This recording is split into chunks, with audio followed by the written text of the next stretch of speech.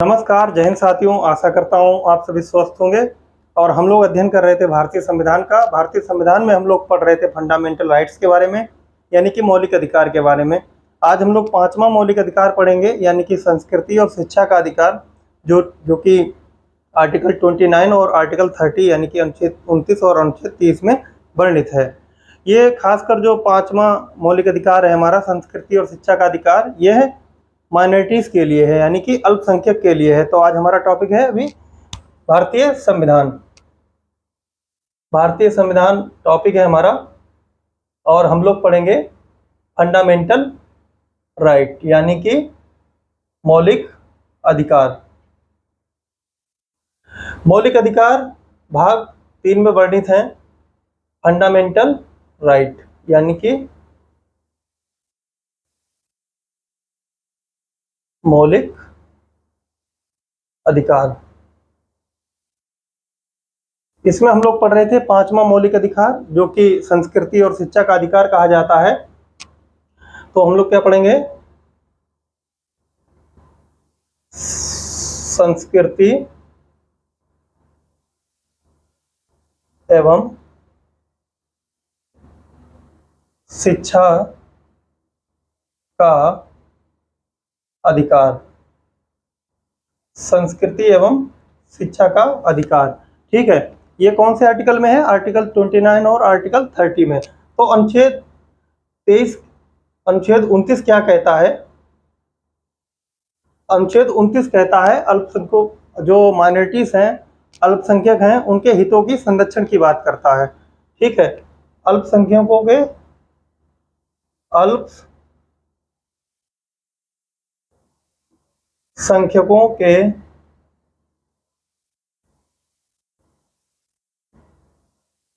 हितों का संरक्षण, ठीक है। अल्पसंख्यकों के हितों का संरक्षण। अल्पसंख्यक कौन कौन होते हैं? अल्पसंख्यक भारत में जो हैं वह मुस्लिम हैं, सिख हैं, ईसाई हैं, जैन हैं, पारसी हैं और बौद्ध हैं। ये कम्युनिटीज हो गई जो कि अल्पसंख्यक हैं। यदि वहीं बात करें हम, तो अल्पसंख्यक 2 प्रकार के और होते हैं, एक तो भाषाई अल्पसंख्यक और धार्मिक अल्पसंख्यक। भारत हमारा विविधता वाला देश है। इसमें बहुत सारे आदिवासी हैं, बहुत सारी जनजातियां हैं, जिनकी अपनी एक भाषा है, अपनी एक लिपि है, अपनी एक संस्कृति है। तो उनकी उस भाषा, लिपि और संस्कृति को बचाने के लिए ये एक विशेष उपबंध भारतीय संविधान ने किया है, अल्पसंख्यकों के हितों का संरक्षण।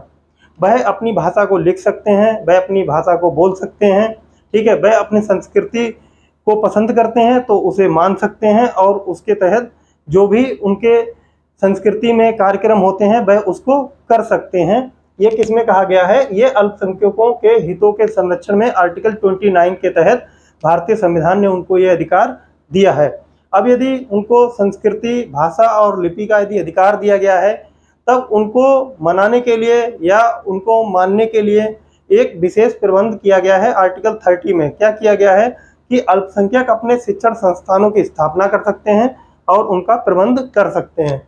क्या है? आर्टिकल 30 क्या कहता है? आर्टिकल 30 कहता है कि अल्पसंख्यकों यानी कि माइनॉरिटीज के शिक्षण संस्थानों की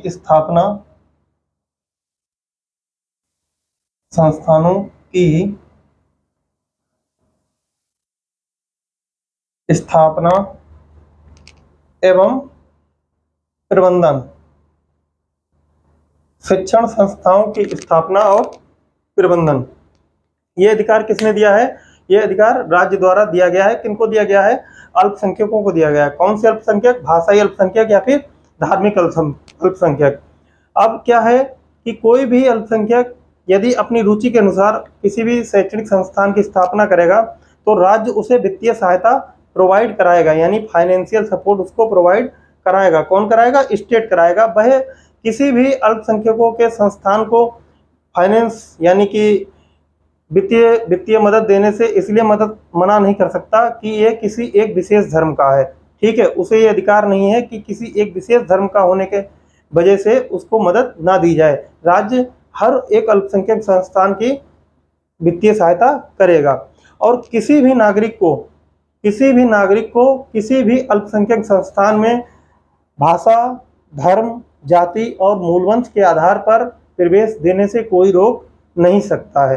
ये कौन से आर्टिकल में कहा गया है? आर्टिकल 30 में कहा गया है। यदि कोई संस्थान जो है वह अल्पसंख्यकों के द्वारा स्थापित किया गया है, तब वहाँ किसी अन्य जो कि अल्पसंख्यक नहीं है उस एक छात्र को वहाँ प्रवेश देने से रोक नहीं सकते, क्योंकि वह कैसा है? वह राज्य द्वारा वित्तीय सहायता प्राप्त है। ठीक है, तो वहाँ पर किसी भी अन्य छात्र को प्रवेश देने से रोक नहीं सकते।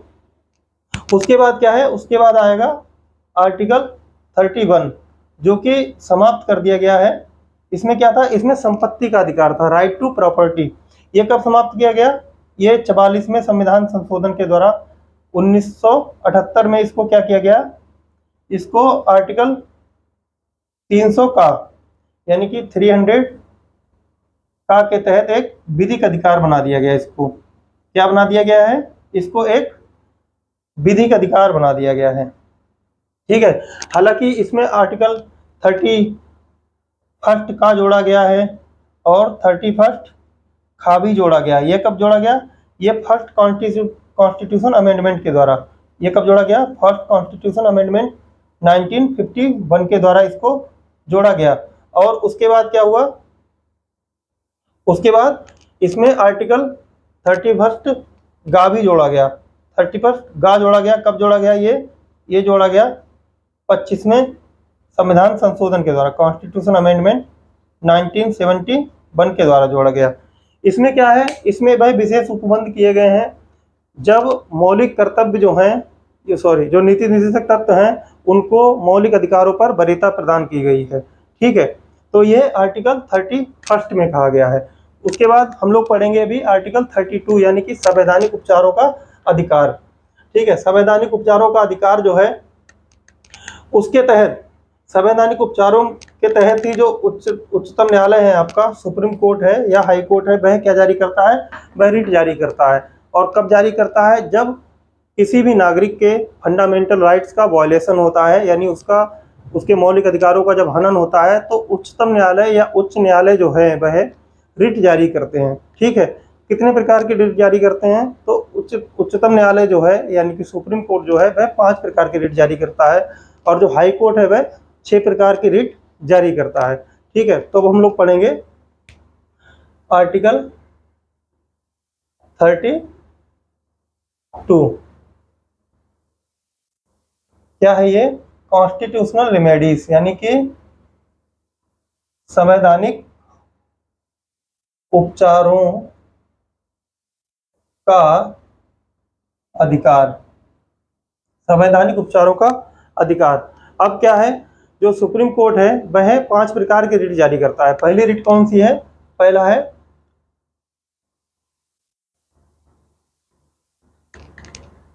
पहली है बंदी प्रत्यक्षीकरण। बंदी प्रत्यक्षीकरण, इसमें क्या है?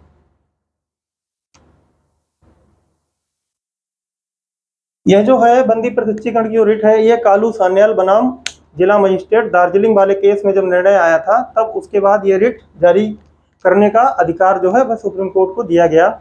और इसमें यह है कि किसी भी व्यक्ति को अवैध रूप से कैद किया गया हो, अवैध रूप से कहीं कारावास में हो, या अवैध रूप से निरुद्ध किया गया हो या नज़रबंद किया गया हो, तो उसकी उस कैद को, निरुद्धता को, नज़रबंदी को कानूनन चेक किया जाएगा, यानी जज किया जाएगा। यदि वह गैर कानूनी है तो उसको तत्काल रूप से मुक्त किया जाएगा।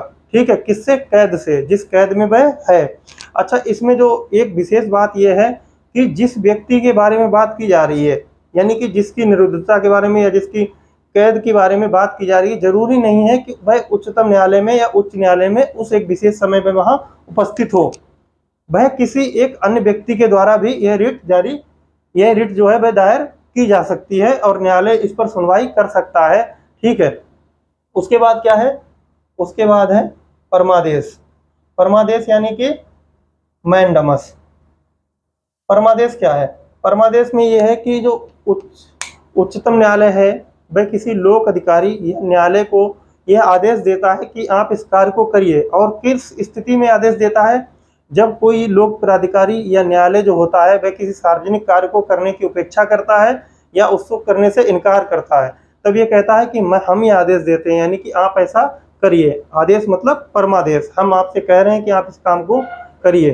ठीक है, तो ये हो गया परमादेश। उसके बाद तीसरा क्या है? प्रतिषेध, यानी कि प्रोहिबिशन।